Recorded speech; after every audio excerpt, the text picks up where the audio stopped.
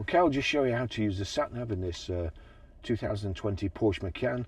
So from any screen here, we'll just go to home, nav. Here we go, nav, you've got start here. Nothing else here. We'll go to search. I want PR,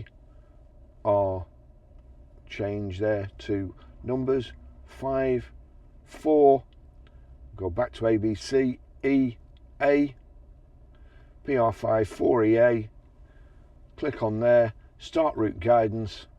The route is being calculated.